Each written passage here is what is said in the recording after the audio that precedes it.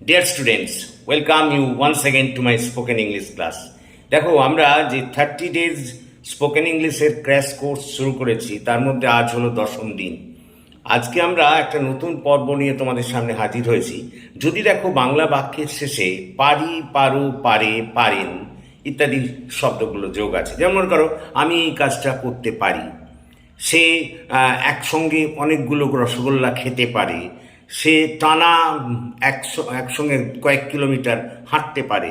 এই যদি দেখো এরকম আছে বাংলা বাক্যের শেষে পারি, পারো, পারে, পারেন এই শব্দগুলো যদি সক্ষম বা নিশ্চিত অর্থে বোঝায় তাহলে সেক্ষেত্রে তোমরা কি করে বাক্য গঠন করতে পারবে।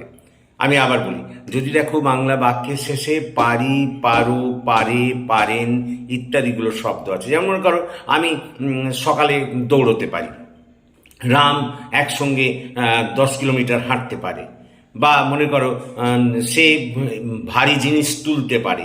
দেখো সব কটা বাক্যেরই শেষে পারি, পারো, পারে এই জাতীয় শব্দ আছে এবং সেগুলো সব নিশ্চিত বা সক্ষম অর্থে বোঝাচ্ছে। আমি হাঁটতে পারি মানে আমি হাঁটতে সক্ষম। কথাটা বোঝার চেষ্টা করো। সে খেতে পারে মানে সে খেতে সক্ষম। এরকম যদি সক্ষম বা নিশ্চিত অর্থে পারি, পারো, পারে ইত্যাদি শব্দগুলো ব্যবহৃত হয় তাহলে সেক্ষেত্রে বাক্য গঠন করতে গেলে তোমরা জেনে রাখো প্রথমে কর্তা বসাবে, তারপর ক্যান, তারপরে মূল ক্রিয়ার প্রেজেন্ট রূপ, তারপরে অন্যান্য কর্ম। মূল ক্রিয়া মানে ওই যে করতে পারে করাটা মূল ক্রিয়া, খেতে পারে খাওয়াটা মূল ক্রিয়া, যেতে পারে যাওয়াটা মূল ক্রিয়া। তাহলে প্রথমে কর্তা, তারপরে ক্যান, তারপরে মূল ক্রিয়ার V1 রূপ বা প্রেজেন্ট রূপ, তারপর অন্যান্য কর্ম।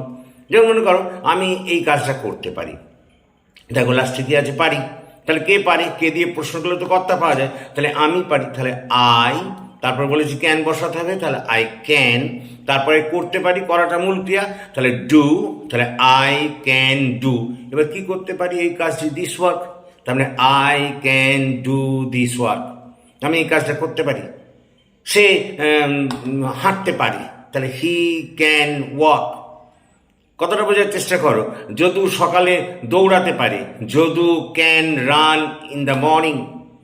কথাটা বোঝার চেষ্টা করো। সে একসঙ্গে 8টা রসগোল্লা খেতে পারে, তাহলে he can take 8 rasgullas at a time. তার মানে যদি দেখো বাংলা বাক্যের শেষে পারি, পারো, পারে, পারেন ইত্যাদি শব্দ আছে, তুমি প্রথমে কর্তা বসাবে, তারপরে ক্যান, তারপর মূল ক্রিয়ার প্রেজেন্ট রূপ। মূল ক্রিয়াটা আমি বারবার বলছি, ওই যে করতে পারে করাটা মূল ক্রিয়া, খেতে পারে খাওয়াটা মূল ক্রিয়া, যেতে পারে যাওয়াটা মূল ক্রিয়া, মূল ক্রিয়ার প্রেজেন্ট রূপ, তারপর অন্যান্য কর্ম। তাহলে গঠন হলো প্রথমে কর্তা, তারপরে ক্যান, তারপরে মূল ক্রিয়ার প্রেজেন্ট রূপ, তারপর অন্যান্য কর্ম। দেখো আমি সে কথাই লিখেছি এখানে যে বাংলা বাক্যের শেষে পারি, পারো, পারেন প্রভৃতি শব্দগুলি সক্ষম বা নিশ্চিত অর্থে বোঝায় তাহলে সেক্ষেত্রে বাক্য গঠন করতে গেলে প্রথমে কর্তা, তারপর ক্যান, তারপর মূল ক্রিয়ার V1 রূপ, V1 রূপ মানে প্রেজেন্ট রূপ, তারপর অবশিষ্টাংশ বসাতে হবে। এবং গঠন হলো কর্তা ক্যান, কর্তার বসালে, তারপর ক্যান বসালে, তারপরে মূল ক্রিয়ার V1 রূপ, তারপর অবশিষ্টাংশ। কথাটা বোঝার চেষ্টা করো। যেমন মনে করো সে বোঝা বইতে পারে, তাহলে দেখো কি আছে পারে শব্দ আছে, আর সক্ষম অর্থে বোঝাচ্ছে, তাহলে কে পারে, সে হি, তাহলে ক্যান বসাতে হবে, হি এর পর হি ক্যান। এবার ইংরেজি বহন করা ইংরেজি বেয়ার, তাহলে হি ক্যান বেয়ার। এবার কি বইতে পারে, বোঝা বার্ডেন, তাহলে he can bear the burden. কথাটা বোঝার চেষ্টা করো।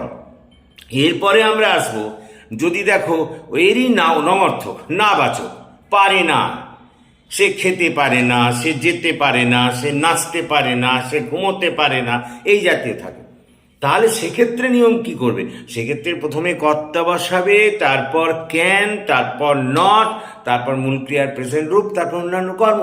যেমন মনে করো সে সকালে ভাত খেতে পারে না, তাহলে কি হবে, কে পারে না, কর্তা নিয়ে এসো হি, তারপরে পারের জন্য ক্যান, তারপরে না এর জন্য নট, তাহলে he can not eat rice in the morning. সে বোঝা বইতে পারে না, he can not bear the burden.